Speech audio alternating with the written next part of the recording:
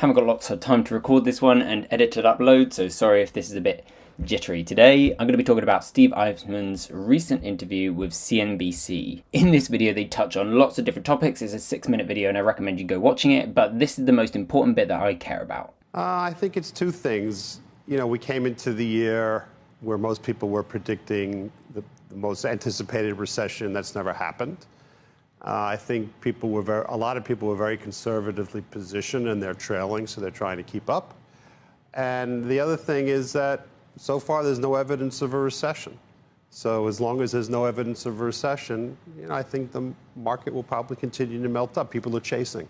So in this video, I want to talk about why so many people were predicting a recession at the beginning of the year and why that sentiment is changing. But first, please remember to gently stroke that like, subscribe, and notification bell. Okay, let's get into it. In case you don't know who Steve Eisman is, he's a real-life embodiment of Steve Carell's character Mark BAUM in the 2008 epic The Big Short. If you haven't seen that film, what are you doing? Stop this video, go watch it now and come back after. Literally one of my favourite films ever. I think I've watched it 10 times. The reason the 𝗦𝗏𝗧𝗍 was worth making a film about is because he predicted the 2008 financial bubble and actually bet against the banks and made an enormous profit in that crash. However, unlike Michael Burry, Eisman is not a perma-bear. In this interview, he actually says that banks are being overshorted and are really cheap right now. The problem with shorting the banks is that they're still cheap.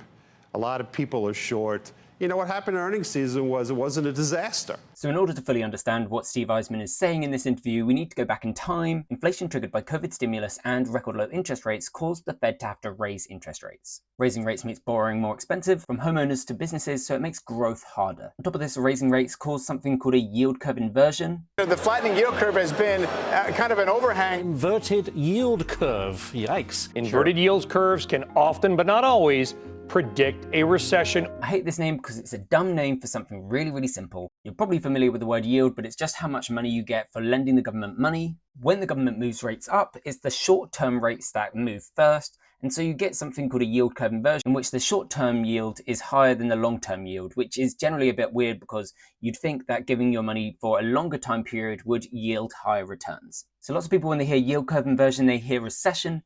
What you should actually hear is it's a small glitch when banks are moving up interest rates very quickly. This is the key thing I want you to remember, that the inverted yield curve does not mean a recession. It means that the banks are raising rates faster than normal. The reason so many people worry about an inverted yield curve is because so many recessions happen 12 months after the yield curve inverts. However, this is kind of like avoiding planes because all plane crashes happen in planes. That fact may be true, but that fact does not represent how safe planes are. So yes, crashes do happen during rising rates, but rising rates do not cause crashes, and I have proof. A good way to measure the market is to look at the 500 largest companies in America, also known as Standard & Poor's 500 list, or the S&P 500. On this chart, the x-axis is going to be how much the S&P 500 changed 12 months after a 50 basis points or higher interest rate change by the Fed. By the way, more stupid lingo, 50 basis points just means 0.5%. Took me longer than it probably should have to put these two together, but I always assumed 50 basis points meant something more. I thought that it was just too obvious that 50 basis points stood in for 0.5%, but